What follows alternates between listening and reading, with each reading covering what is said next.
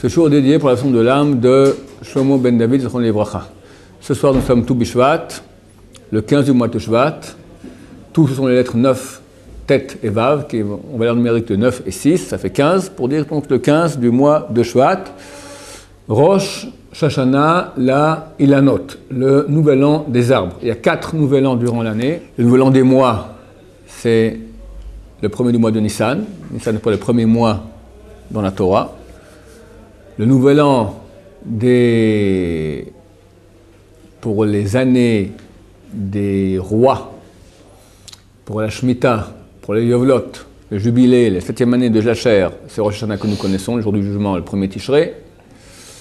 Il y a le Rosh Hashanah des Ilanot, des arbres, tout Bishvat. Et il y a un Rosh Hashanah pour, si je me souviens bien, c'est quoi le dernier Rosh Hashanah? Pardon? Maser Behema, c'est quand? C'est le premier Elul. Maser Behema, donner un dixième. Chaque année, il faut donner un dixième des troupeaux qui sont nés, des nouveaux nés dans les troupeaux. Et le changement de l'année a lieu le premier Elul. La vérité, c'est qu'on appelle cela Rosh Hashanah la Ilanot, mais dans la Mishnah, c'est marqué un peu différemment. C'est marqué Rosh Hashanah la Ilan, pour l'arbre. Pourquoi la différence entre Ilanot et Ilan? Arbre au pluriel, arbre au présent. On va rentrer directement dans des choses un peu profondes. Ilan, c'est l'arbre. Et l'homme est comparé dans la Torah à un arbre. Qui est Adam, Ish Hasadeh. Qui a Adam, c'est marqué dans la Torah, qui a Adam, Ish Hasadeh. Qui a Adam, Es Hasadeh. Car l'homme est comme l'arbre des champs. Ilan, c'est un arbre, il y a une construction. Il y a des racines, il y a un tronc, il y a des branches. Ilan, c'est la valeur numérique 91, c'est la valeur numérique des deux noms de Dieu. Yudke Vavke, celui qui était et sera, le nom ineffable, et Ado. Quand on dit dans la prière, on fait une bracha, on dit Baruch Ata Ado, il faut penser Yudke Vavke, et dire Ado. Et si possible, c'est bien de penser l'imbrication des deux. Yud Kevavke, Ado, ça fait un mot un peu long. Yud Aleph, Hey, Dalel, Bav, Nun, Hey, et puis Yud. D'accord? C'est le nom de Dieu, complet, qui a la valeur numérique 91. Donc en fait, c'est le Rosh Hashanah, la tête de l'année, la construction de l'arbre divin. C'est quoi l'arbre divin? C'est ce que nous met nous en contact. L'être humain est comparé à un arbre, nous met en contact avec Dieu pour amener les fruits dans ce monde. L'arbre, il fait des fruits. La mystique juive, elle dit comme ça. Elle dit que parmi les 12 mois de l'année, il y a 3 mois qui appartiennent à Esav. Esav à Racha. Yitzhak a 2 fils, Yaakov et Esav. Yaakov, c'est un tzaddik, Esav, c'est un Racha. C'est un mécréant. Les 9 autres mois appartiennent à Yaakov. Mais il y a encore 3 mois qui, dans le futur, seront récupérés par Yaakov, et ce sera à l'époque de la délivrance, l'époque messianique. Mais en attendant, ils appartiennent à Esav. Ces mois sont le mois de Tammuz, pendant lequel il y a eu, on a le jeûne du 17 Tammuz. Le jeûne du 17 Tammuz, c'est un jeûne de plusieurs grands malheurs qui ont eu au peuple d'Israël, qui ont eu lieu pour le peuple d'Israël. Et on a la moitié du mois de Av, jusqu'au 15. Le 9 Av, c'est une très mauvaise période. Les 2 temples ont été détruits le 9 Av. Mais il est écrit qu'il n'y a pas de jour plus grand au peuple d'Israël que le 15 Av et Yom Kippour. Le 15 Av, il y a une très grande montée au niveau spirituel. Donc les mois qui appartiennent à Esav, c'est Tammuz et moitié de Av. Ça fait 1 mois et demi. On a encore un autre 1 mois et demi qui appartient à Esav, c'est Tevet. Le 10 Tevet, il y a eu l'encerclement de la ville de Jérusalem. Et cette mauvaise période du mois Tevet continue jusqu'à aujourd'hui. Jusqu'à il y a environ 1h30, on est passé au 15 Shvat, c'est encore la mauvaise période. Là, on rentre Baruch Hashem dans la bonne période. Et dès maintenant, vous allez voir, c'est très beau, dès maintenant jusqu'à Shavuot, qui est le grand don de la Torah, c'est le fruit de ce monde, il n'y a pas 2 semaines sans un jour saint, un jour de qualité, un jour de fête. Tout Bishvat aujourd'hui, donc un jour Rosh Chodesh Adar. Après, on a une année embolismique avec 13 mois. 15 jours plus tard, on a le Purim, Purim Katan, on appelle ça le petit Purim. Ce n'est pas le vrai Purim, parce que le vrai Purim sera le mois d'après, mais c'est petit Purim. 15 jours après, on a Rosh Chodesh Adar 2. 15 jours après, on a Purim. 15 jours après, on a Rosh Chodesh Nissan. 15 jours après, on a Pessah. 15 jours après, on a Rosh Chodesh Iyar. 15 jours après, on a Lag BaOmer. 15 jours après, on a Rosh Chodesh Sivan. Et après, on arrive au fruit de ce monde, Chag Matan Torah, le don de la Torah, la fête du don de la Torah, Shavuot. Et la construction de cet arbre qui amène au fruit de ce monde, qui est Shavuot, le don de la Torah, elle a lieu aujourd'hui, cette nuit. Qu'est-ce qui se passe cette nuit? C'est marqué dans les livres que la nouvelle sève, qu'est-ce qui se passe? Les arbres, en automne, ils perdent toutes leurs feuilles, ils perdent... aujourd'hui, les arbres, ils sont comme morts, d'accord? Morts. Mais très intérieurement, sans que personne ne voit, la nouvelle sève, le nouveau flux de vie rentre maintenant dans l'arbre. Et ce n'est que vers le mois de juin, la fête de Shavuot, que là, les arbres vont commencer à donner leurs fruits. Mais le fruit qui a lieu au mois de Shavuot, il commence maintenant, sa conception, elle est maintenant. Comme un enfant. C'est écrit que l'enfant, il est conçu de façon extrêmement cachée. Personne n'est présent quand un homme et une femme conçoivent un enfant. Et personne ne sait que l'enfant a été conçu. Même la femme ne sait pas qu'elle est enceinte. Ça se fait en super discrétion. C'est marqué que l'enfant c'est en discrétion, et sa naissance se fait collé-colotte, des cris de cris.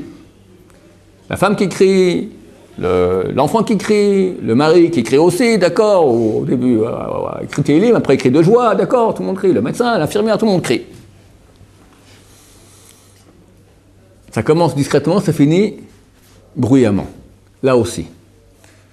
Toujours Tou B'Shvat tombe Shabbat, Parashat Yitro. Qu'est-ce qu'on est dans Parashat Yitro?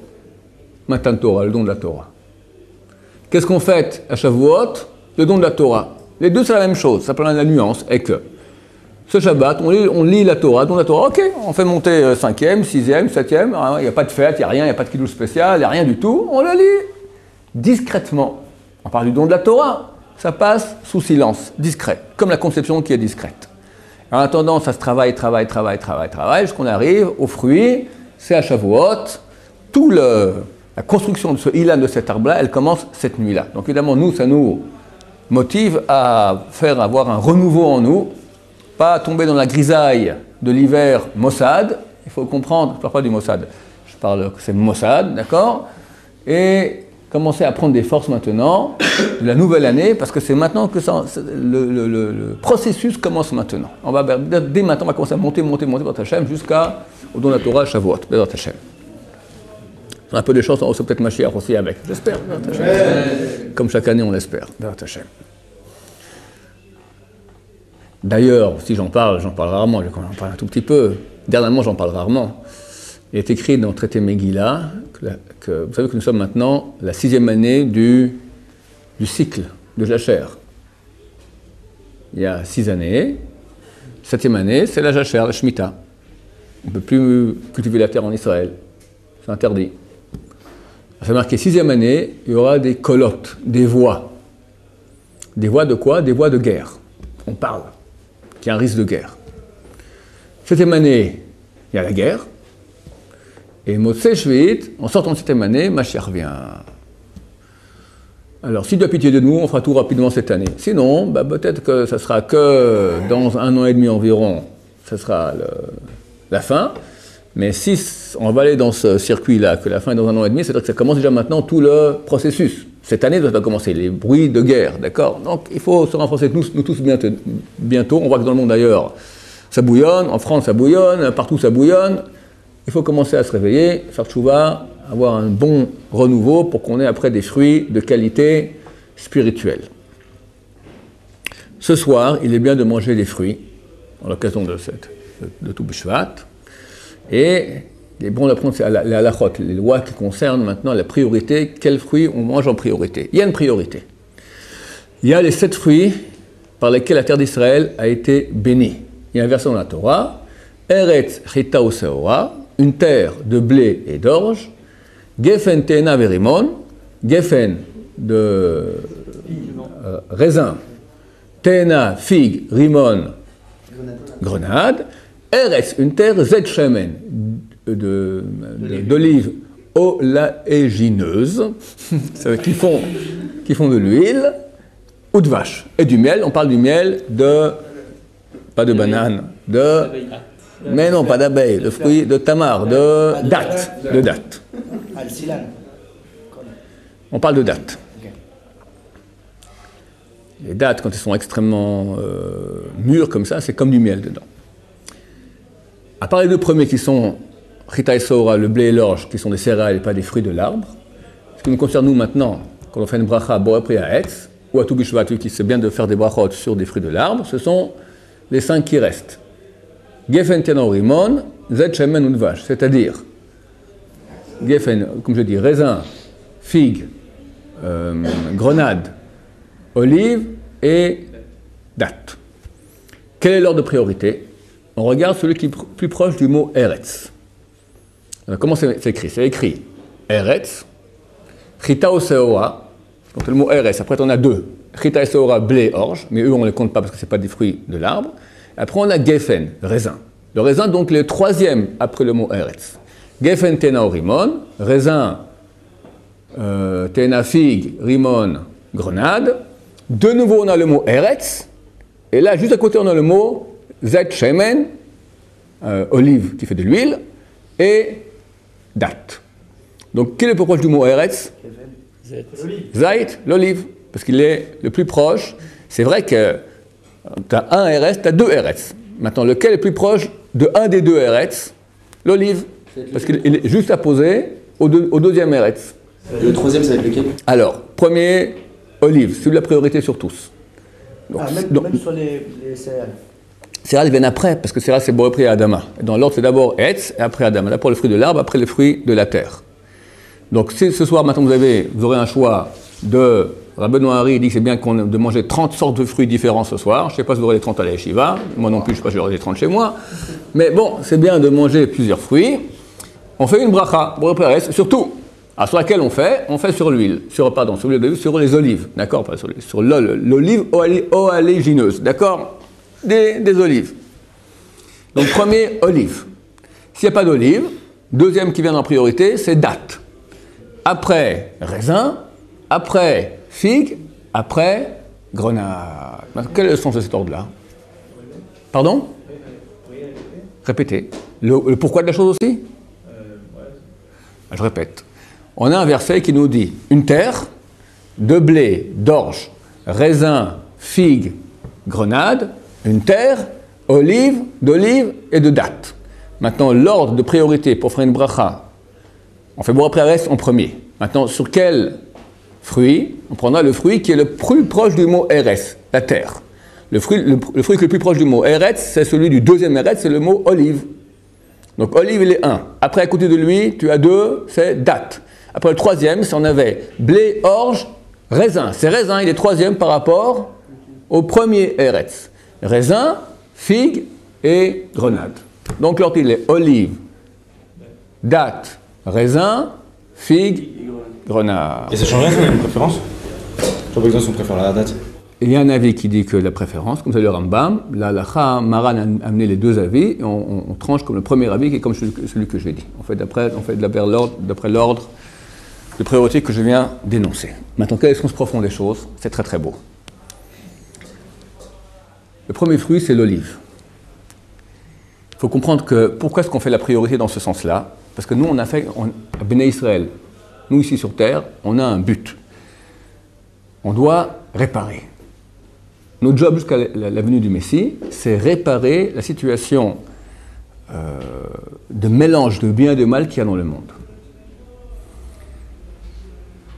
Maintenant, pour bien réparer, il faut aller en bas, dans les poubelles. Et là-bas, ressortir les pépites d'or qu'il y a, jeter les ordures et faire remonter les pépites. C'est le but d'Am Israël, c'est pour ça qu'on est parti en exil, pour aller ramener les étincelles de sainteté qu'il y a partout. C'est la raison profonde pour laquelle on mange. Quand on mange, qu'est-ce qu'on fait? On fait une sélection entre le bien et le mal, de même qu'il y a une sélection physique au niveau de la digestion entre les parties énergétiques de l'aliment qui passent dans le sang et une énergie, c'est de la vie, et les déchets qui sont expulsés, aussi au niveau spirituel. Dans le fruit, il y a un mélange de bien et de mal, de charge spirituelle de bien et de mal. Quand on mange, on fait la sélection entre les deux. Le bien passe dans notre être spirituel, nous donne une force spirituelle pour faire des mitzvot, et le mal, il est évacué avec les déchets. C'est pour ça que les déchets, les excréments et l'urine sont extrêmement impurs. On n'a pas le droit même de penser, c'est un interdit de la Torah, de penser une chose de Torah, à plus forte raison de parler une chose de Torah à côté d'excréments ou d'urine. L'urine, c'est moins grave, c'est des rabbanan, mais c'est aussi interdit. Pourquoi? Parce que l'excrément, c'est le substrat de mal sans plus aucune étincelle de sainteté. Et si maintenant le Zohar, il est très très sévère là-dessus, il dit si tu penses maintenant les paroles de Torah à côté de cela, donc quelque part l'excrément, ce mal, c'est que du mal, c'est de la mort, il n'y a plus rien là-dedans. Il va de nouveau prendre des étincelles de vie de la Torah que tu penses, et de nouveau ça rentre dedans, il faut de nouveau faire le travail de sélection entre les deux. Donc tout notre job sur Terre, c'est faire une sélection. Toute la vie, c'est ça. Toute notre vie, quand on fait des mitzvot, quand on a des problèmes, c'est faire des sélections entre bien et mal. C'est ça notre job jusqu'à ce que le Mashiach il arrive, Bezrat Hashem, très bientôt. Donc le fruit numéro 1 par lequel on va commencer, celui qui a la priorité sur les autres, ça va être l'olive. Pourquoi? Parce que l'olive, il contient en lui, au niveau du mal, la chose la plus dure qu'il y a. Il a en lui une graine qui est extrêmement dure, absolument immangeable. Du point de vue de la consommation, même au niveau de technique ou l'ingénierie alimentaire, je ne sais pas si on fait quelque chose des graines d'olive. En tout cas, au niveau de la consommation, même les animaux ne peuvent pas manger les graines d'olive. C'est immangeable.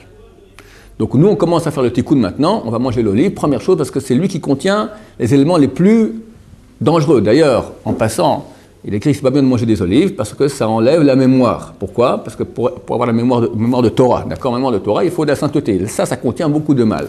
Donc moi, Rabbeinu Hari a mentionné une certaine pensée à avoir qui répare le mal qu'il y a dans l'olive, et au contraire, ça donne beaucoup de mémoire de Torah. Alors, c'est laquelle? Il faut penser, quand on mange l'olive, penser les noms suivants, des noms de Dieu. Le nom Kel, Aleph et Lamed, après Elohim, et après le nom Yud Kevavke en Atbash, en Atbash, c'est donc l'alphabet à l'envers, ça se dit Matzpatz, Mem Tzadik, Pei Tzadik. Kel, Elohim, Matzpatz, quand tu manges l'olive, tu penses ce nom-là, c'est la valeur numérique Zait, olive. La valeur numérique de ces trois noms de Dieu, c'est olive. Quand tu penses cette pensée-là, ça donne de la mémoire. Je ne sais pas si ça marche très bien, parce que je le fais, puis je suis toujours aussi tête de passoire que avant. Bon, mais en tout cas, c'est écrit comme ça.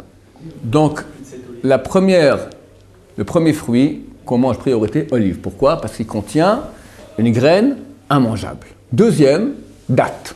La date contient une graine, mais déjà elle est fendue. C'est moins compact, c'est fendu, et c'est marqué dans la Gemara que les graines de date, c'est nourriture animale. On donne ça aux chameaux, on donne ça aux animaux, d'accord? Ils mangent cela. Donc c'est déjà à un degré plus haut. Après, on passe au raisin. Il contient des graines, mais on les mange, consommables même par l'homme. Et ma femme m'a dit, quand j'ai raconté ça hier soir, elle m'a dit, et en plus, on fait de l'huile à partir de graines de raisin, c'est une huile super grande qualité, d'accord? Donc c'est super bien. Après, on passe à la figue. Il n'y a déjà plus de graines. C'est le fruit entier. Il y a des petits morceaux comme ça dedans, mais ce n'est même pas des graines, c'est le fruit lui-même, c'est que du fruit. Et après, on passe à la grenade, où la graine elle-même, ce qui est censé être le mal, c'est lui le fruit. La graine elle-même, c'est le fruit. Donc on passe maintenant du niveau le plus tikkun le plus dur jusqu'au tikkun le plus facile.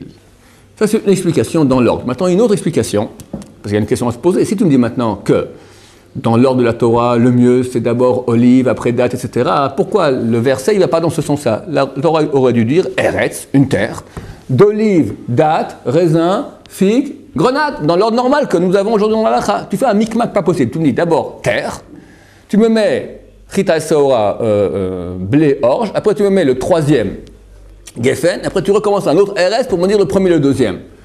Tu aurais fait intelligemment, tu m'aurais dit une terre tu m'aurais dit directement olive, date, dans l'ordre normal, après tu me mets à la fin Chita Saora, blé et orge. Pourquoi faire deux RS et faire du premier, du deuxième, c'est un casse-tête. Je t'aurais dit, ouais, t'as un verset, tu prends dans l'ordre qui est marqué dans la Torah, c'est pas comme ça. C'est-à-dire qu'il y a deux ordres. Il y a l'ordre que j'ai donné maintenant, qui est l'ordre de priorité, que Chazal a dévoilé, qui passe du plus grand tikkun, celui de l'olive, jusqu'au plus petit tikkun, celui de la grenade. Et il y a un autre ordre, celui que la Torah a pris. C'est quoi? Elle a mis dans l'ordre chronologique des noms de fruits qui sont rappelés. Le premier, c'est Geffen, le raisin. Après, la figue.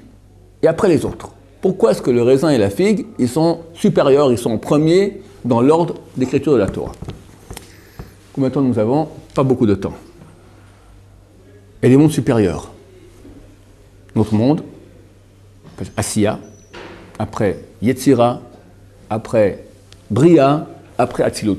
Je ne dis pas des grandes choses de Kabbalah, c'est marqué dans le Sidour. D'accord? Dans le Sidour, c'est marqué première partie de la prière. Tu es dans Asiya, après tu passes Yetzira, après tu passes Bria, après tu passes Atzilut. Et après tu redescends avec les Kadeshim à la fin de la prière. Atzilut, ça ne concerne pas, c'est le monde complètement divin. Il reste 3 mondes. Le plus haut, Bria, il y a une majorité de bien. On peut dire que c'est un monde qui est presque entièrement que de bien. Le mal, presque complètement absent. Le monde du dessous, c'est moitié-moitié. Et le monde le nôtre, on voit très bien, beaucoup de mal, très peu de bien. Beaucoup de mal, très peu de bien.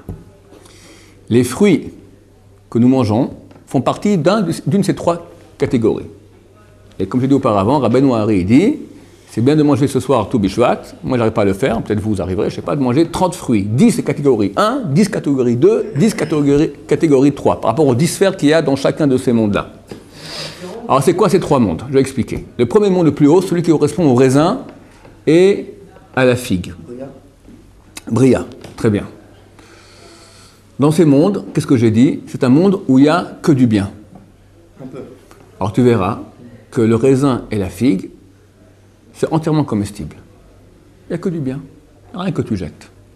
Tu prends le raisin, tac, tu l'avales. Idem, la figue. La figue, il faut vérifier qu'il n'y a pas de verre dedans. Mais si elle est propre, du point de vue du fruit lui-même, c'est tout kadosh.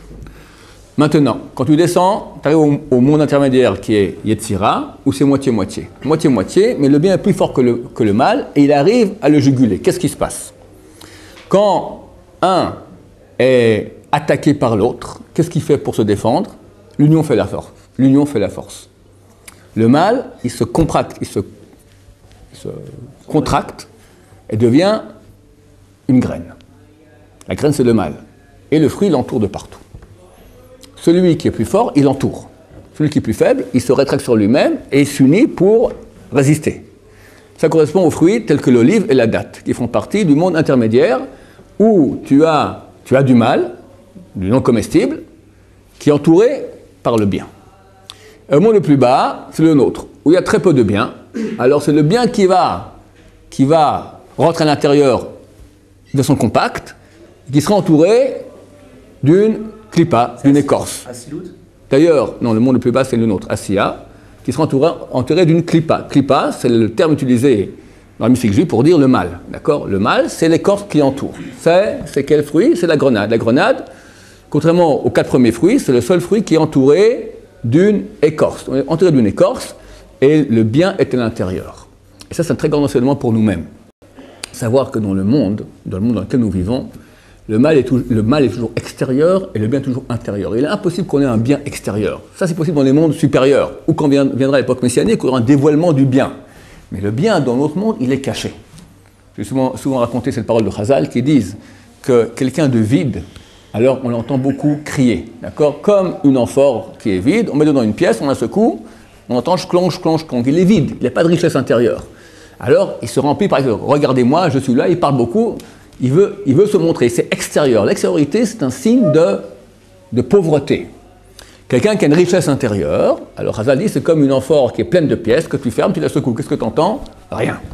Quelqu'un qui a plein d'intériorité, qui est riche dans sa relation avec Dieu, qui est riche, il n'a pas besoin du kavod, de l'honneur des autres, pas besoin de se montrer d'une belle bagnole avec beaucoup d'argent et regardez, m'a plus vu. Il y a des gens qui sont très riches, mais ils sont extrêmement humbles, parce qu'ils ont une relation avec Dieu, ils sont extrêmement grands dans leur relation avec Dieu. Donc ils n'ont pas besoin de se remplir par l'extérieur.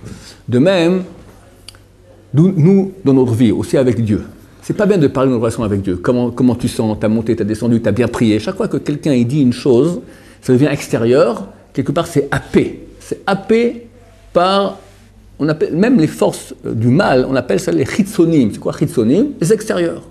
Extérieur égale mal, intérieur égale bien.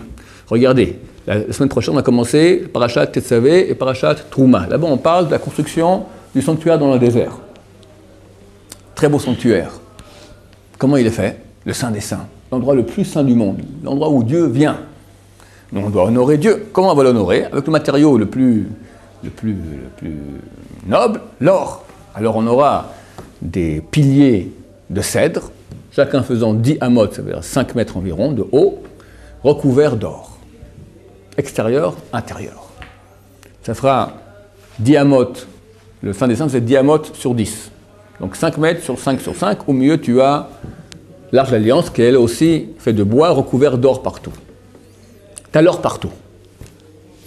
Les 4 côtés, tu as 3 côtés, tu as un rideau qui est fait, le rideau et le plafond sont faits d'un tissu qui est constitué de 4 fils différents, de matériaux différents, et un 5e d'or.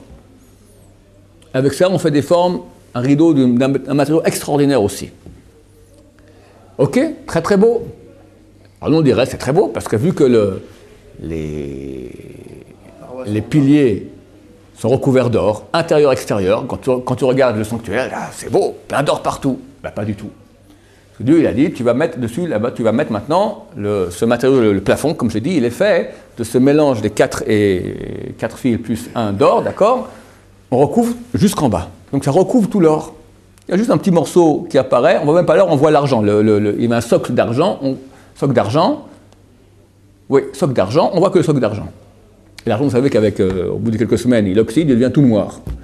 Donc le beau truc en or, on voit plus rien, on voit que le noir en bas avec, bon au moins ça c'est beau, le rideau, la couverture, elle est belle, 4 fils, dont un fil en or, un plus en or, très joli. Et non mon cher ami, sur ça tu mets une autre couverture plus longue, pour cacher celle du dessous, de laine de chèvre. C'est pas beau? Gris. Bon au moins quand on rentre, alors à l'extérieur on voit plus rien, bon au moins quand on rentre, dans le Saint des Saints, c'est joli, on voit de l'or partout. Mais non, mon cher ami, il n'y avait pas de fenêtre. Il n'y avait pas de fenêtre. C'est tout noir. Alors à quoi ça sert? Encore dans le Saint, il y avait la menorah, le candélabre. Il y avait 7 bougies, d'accord? Un peu de lumière. Mais toute la beauté, personne ne la voit. Qu'est-ce qu'on dit la Torah, mon cher ami? La beauté, c'est caché. La beauté, c'est intérieur. La sainteté, la relation avec Dieu, le Saint des Saints, c'est intérieur. On cache ça. De même, ce soir, on veut des fruits. Alors, les fruits du niveau de notre monde à nous, ils ont l'écorce extérieure. Et le fruit est à l'intérieur, pour nous enseigner que c'est à l'intérieur qu'il y a le fruit. Quand Hachem on montrera au niveau au-dessus, quand Mashiach viendra, alors on aura aussi l'extérieur avec l'intérieur qui sera passé par là. Et pour finir, tout sera dans la sainteté. Baruch Adonai, Amen.